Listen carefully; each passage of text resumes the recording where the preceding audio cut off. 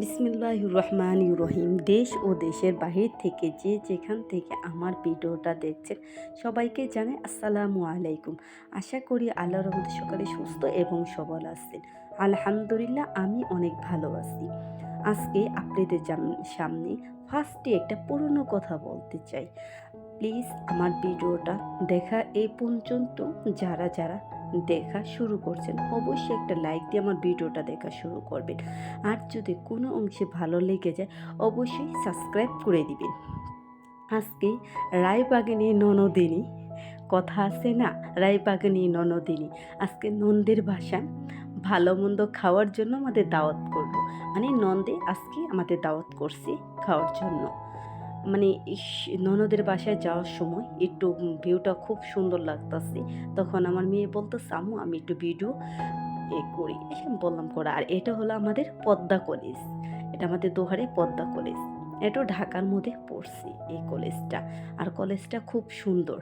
আর দেখছেন এখানে খুব সুন্দর। প্রথমেই ও যে ননদের বাসায় যাওয়ার জন্য মিষ্টি মুক্ত করাইতে হয় ননদেরই। তখন আমি কি করলাম, এখন তো বর্তমানে মিষ্টি অতটা খেতে চায় না, এই জন্য রসমালাই নিয়ে গেলাম। মানে মেয়ে বলতেছি আমি রসমালাই এখানে বসে খেয়ে যাব। তখন কি করব, মেয়ের আবদার পূরণ করার জন্য মেয়েকে একটা বক্স কিনা মানে বলতেছে তাহলে তুমি রিক্সার ভিতরে খাও, আমরা চলি।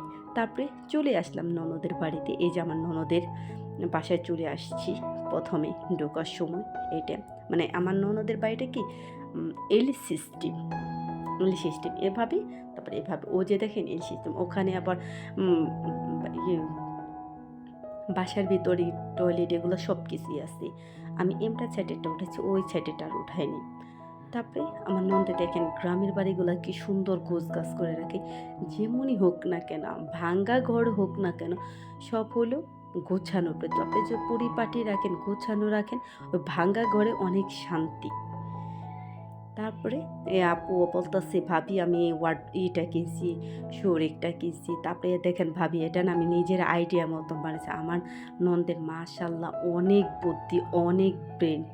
মানে ও কি আমি তো সবসময় বলতাম, বলি কি তুমি যে আমার শ্বশুর বাড়িতে যখন হয়েছে আমাদের বিয়ের আগে, তখন আমার বলতে কি প্লেটটা দেবে ভাত খান। আর শ্বশুর বাড়িতে প্রচুর কাজ করে, ইলেকট্রিক মিস্ত্রি, মানে যা যা একটা করতে হয় একটা ছেলে মানুষ অর্ধেক কাজই করে।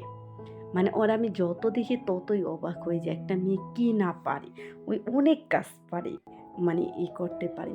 তখন বলতেছে কি তুমি টাকার কোথাও যাইতে দিবা না, টাকা তুমি ধরে রাখবা। আর সিরাজ বাইরে আমি আবার সিরাজ বাইরে দুষ্টামি করছে, এমন একটা ননদ বউ পাইতে লাগে, ভাগ্য লাগে। ভাবি ঠিক বলছেন, ঠিক বলছেন এই কথা। ওই আমার মেয়ে আবার বলতেছে কি তাহলে আমি এটা একটু ভিডিও করি। আমি বললাম তুমি করো। হ্যাঁ, তারপরে এই যে রাত্রে ভিউটা দেখেন কি সুন্দর লাগতেছে না এখানে। আর আমার মেয়েও যে আমি একটা ফ্রেম দেখাইছি, ওই বলতেছে ওটা আবার ওই যে আমার ভাগ্নির জন্মদিনে আমার ননদে ওটা আবার ওই করছে, সারপ্রাইজ দিছে। তখন আমাকে বললো কি আম্মু আমাকে মনে একটা গিফট দিবা আপুর মতন। আমি বলতেছি ঠিক আছে, এরকম গিফট দিবা। ও যে আমার নন্দে এর ওখান দিয়ে আবার কি যে লাকড়ির চুলা রান্না করে, ওখানে আবার রান্না করে ওই সাইডে, মানে দোনো সাইডে ওর উঠান আসছে। সব মিলে খুব সুন্দর হয়েছে ওর ভিডিওটা। আর ভিডিওটা দেখে খুব ভালো লাগলে এই যে ওর হলো ব্যাক সাইড, মানে এই সাইডে ও যে রান্না করে, এখানে আসেনি বেশিরভাগ গ্যাসেই রান্না করে। তারপরে এখানে আমরা রাত্রে সবাই মিলা, কারণ একা এত কাজ করতে পারবো না, সবাই মিলা বৈশা কোটাকাটি কইরা দিতেছে। আর ওই এত পদ রান্না করছে আমার মধ্যে অনেক চালু মাশাল্লাহ। মনে করেন সকালে আজানের সময়, ভোরে আজানের সময় রান্না স্টার্ট করছি ১০টা বাজে, ওর সব ধরনের রান্না শেষ। এক হাতে সব রান্না করছি, কেউ হেল্প নাই। এক হাতে রান্না কইরা মনে করেন ১০টা বাজে ১২টা বাজে গোসল-মোসল করে সবাই আবার খাবার চা। আর এখানে আমার ননদের মেয়েটা মাশাআল্লাহ অনেক সুন্দর মজার, মজার খাবার রান্না করতে পারে। ওই আবার মাংসর জন্য কি দিতাছে ওগুলো আবার আমি করতেছিলাম। কই কি সামিয়া তুমি কি? ওই অনেক ধরনের রান্না করতে পারে। আর ওর রান্নাগুলো না অনেক মজা হয়। দেখছেন মশলাটা কালারটা অসাধারণ। আমি ওর কাছ দেখতেছি, আমি ওর অনেক ছোট পাইছি। যখন আমার বিয়ে হয়েছে তখন ওর ১.৫ বৎসর। তা হে স্বামী এখন মাশাল্লাহ অনেক বড় হয়েছে। আর সবগুলো এগুলো আমরা রাত্রি সব কাইটা এগুলা রাইখা দিছি, এই মশলা দিয়া মাংস কইরা রাইখে দিছি। কারণ কি ওই তো সকালে উঠে এত কাজ করে সারতে পারবো না। তারপরে আবার কুকারে আবার মানে ২ রকম গরুর মাংসটা একটা হলো ফ্রিজে ছিল, আরেকটা হলো মানে ওই নগদে কিনে আনছে। ওইটা আবার আমাদের রান্না করে। ভাবি এটা রান্না করি, আমরা সবাই মিলে খাই। আর কুকারে যে এত সুন্দর করে গরুর মাংস রান্না করা যায়, আমি আগে কখনো রান্না করিনি। আমার কুকারটা আমি ব্যবহারই অনেক করি না। মানে আমি কিন্তু এত সুন্দর করে রান্না করে যে আমি এদিকে আমার শ্বশুর বাড়িতে, আমার ননদের বাড়িতে দেখছি। দেখে আমার অনেক ভাল লাগলো। আমি বলতেছি কি তাহলে আর আমি কষ্ট করব কেন? এখন আমি কুকারেই রান্না করতে পারি। আর ওর বেশিরভাগ রান্না কুকারে করি। আমার ননদে। এই কারণে। তারপরে আবার এই যে এখানে একটা লাকড়ির চুলা, আমার ননদের ননদ আবার এই যে পায়েস রান্না করতাছে। ওই ভিতরে লাকড়ির চুলা অন্যান্য রান্না করতাছে। আর এখানে মাটির পাইকারি চুলা আবার পায়েস রান্না করতাছে। এইরকম খালি ওই আপুটাই পায়েসটাই হেল্প করছে। আর সব রান্না ওই যে আমার ননদই রান্না করছে। আর আমার এই যে আম না আপুর যে ননদের মানে ননাসগুলা অনেক ভালো। মানে ওদের বাসায় গেলে মনে হয় না আমার আসতে মন চায় না। অনেক ভালো, অনেক মিশুক। অনেক মিশুক মাশাআল্লাহ। আর ওর ভাইগনাগুলো অনেক মিশুক। এই যে আমার ননদ ওই যে লাকড়ি চুলায় রান্না ছোট্ট একটু ভিডিও নিছি, বেশি নিইনি। আবার তারপরের দিন ওই যে গরু মাংস ২ ভাবে তো মেরিনেট করছে। একটা রাত্রে আমাকে রান্না করে খাওয়াইছি। আরেকটা ওই যে সকালে এই যে এটা আবার ননদের মেয়ে রান্না করতাছে। ছোট ওই আবার কুকারে গরু মাংসটা রান্না করেছে। আমি আবার দেখাইতেছি। আমি কই কি দেখি তো কেমন হয়েছে? কয় মামি একটু দেখো পানি কতটুকু লাগবো। এভাবে এবারকে অনেক মজা করছি গ্রামে যাইয়া। মানে শ্বশুরবাড়ি, ননদের বাড়ি, বাবা বাড়ি এই ৩ বাড়িতে মানে বেড়ানোর উপরে আসলাম। যে কয়দিন আসলাম। আর এই দেখেন আমার ননদে সব রান্না করছে। আর ওর ভেজিটেবলটা খুব মজা হইছে। রান্নাগুলা সবই অনেক মজা হইছে। প্রত্যেকটা রান্না কিন্তু এত না রান্না করলে কি হইব? সেদিনকে মনে করেন ওই যে আমি বাইরে কেড়ে দিছি, বাইরে সবারে খাওয়াইছি না কিন্তু আমি খাইতে পারিনি। মানে আমি বলতাছি মুক্তাপু আমি না খাইতে পারিনি। তারপরের দিন আবার বলব, "ভাবি আজকে আপনি কি খাবেন?" সেদিনকে এগুলা খাইছি। আজকে আমি তৃপ্তি সহকারে খাইছি। আর আমার এগুলা না এমনি এগুলার প্রতি অনেকটা লোভ কম। আমার মাছে ভাতে বাঙালি। আমার এরকম হইলে এনাফ। তারপরে এই যেখানে অনেকগুলা প্লেট এগুলা সবগুলা পরিষ্কার করে আমি নিতেছি। আমি কই কি দাও এগুলা আমি পরিষ্কার করে দিবো। বলতেছে কি না ভাবি আপনার কাজ করতে পারেন। আমি কই দাও তো আমি বাসায় কাজ করে খাইনি। মানে এই হয়েছে আমি সবগুলো এগুলো পরিষ্কার মানে আমিও হেল্প করছি। অল্প, অল্প করে হেল্প করছি। মানে দেখে অনেক খুব ভাল লাগলো। আমার প্রায় ৩-৪ দিন আসতেন। তারপরে ওই যে ভাইগনা আসছে, ভাইগনা মিষ্টি, তারপরে ২ রকমের ফল এগুলা নিয়ে আসলে আমি কই কি দাঁড়াও কাইটে আমি আবার এগুলা সব দিলাম। মানে কাইটা সামনে তাদের দিলাম। নতুন বউ নিয়ে আসছে। আর এই দেখেন পোলাও অনেকগুলো পোলাও।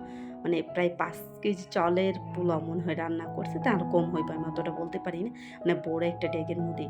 আর মাশাআল্লাহ অনেকে রান্না করতে পারে। প্রায় ২৫ জনের রান্না আয়োজন করছিল সেদিনকে। ওই বলে ভাবি আমি ৫০ জনের রান্না অনায়াসে করতে পারব। শুধু আমার একজন হেল্প করলে হয়। এরকমই আমি আবার প্রত্যেকটা প্লেটে সবকিছু বাইরে দিতেছি। আর আপু ওখানে সবাইকে খাওয়াইতেছি। আর আমার ননদের হাত দেখে বুঝতে পারি আমার ননদ অনেক ফর্সা। আমার শ্বশুরবাড়ি, আমার হাসব্যান্ড, আমার ননদ ওরা অনেক ফর্সা। আমার ছোট দেবর একটু ডিপ কিন্তু এত কালো না, সবাই অনেক ফর্সা। এই কারণে। তারপরে এই যে ওখানে তখন রান্না করছে সকালে তো এই কারণে মানে একটু ঠান্ডা হয়ে গেছে। মানে আমার ননদটা বলতেছে, "ভাবি চলেন একটু মানে ওখানে মানে চকের মতন চলেন ঘুরে আসি।" হ্যাঁ, বাবার বলতাছি মানে হ্যাঁদের এই জায়গায় একটা বাড়ি আছে, জমি আছে, সব আমার হাঁটায়, হাঁটায় দেখাইতাছি। আর আমার মেয়ে এখানে আবার বিড়াল নিয়ে অনেক মজা করতাছে। অনেক মজা করতাছে ওই বাসায় গেছে পরে।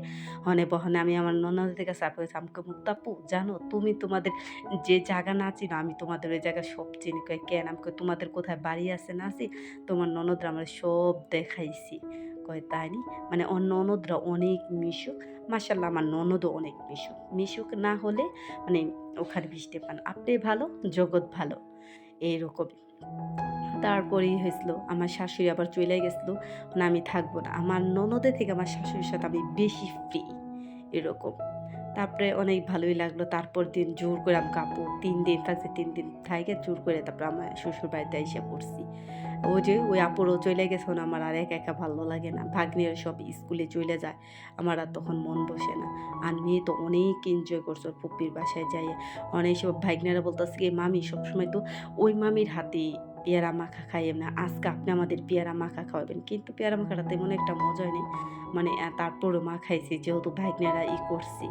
তারপরে ওদের কাকু অনেক জাল খায়, এত জাল খায় প্রচুর পরিমাণে, এত জাল মনে আমরা খাই না, আমরা তো জালটা অনেক কম খাই, কিন্তু অনেক জাল খায় তারা। তারপরে আমি এখানে সবার জন্য পেয়ারা মাখা করলাম আর অনেক মজা করছি। ভাইগনারা অনেক ভালো। আর আমার ননদের ভাইগনাগুলি মানে কোনোটা থেকে কোনোটা কমতি নেই। অনেক সুন্দর দেখতে মাশাআল্লাহ। ভাইগনা ওদের পেয়ারা মাখাই দিলাম। আর মানে অনেক মজা করলাম ওদের সাথে। কি বলবো? মজার কোনো শেষ নেই। হয় আমি না তারপর যখন আমাদের শ্বশুরবাড়িতে আইছি তখন আমি আম্মু, আমি না মুক্তাপুর বাসায় থাকলে তো আবার এ বাসায় ভালো লাগে না। কই কেন? আমি কই না মুক্তাপুর বাসায় ভীষণ মজা লাগছে। ওই যে হঠাৎ করে শ্বশুরবাড়িতে কেউই নেই। অনেক কথা বললাম।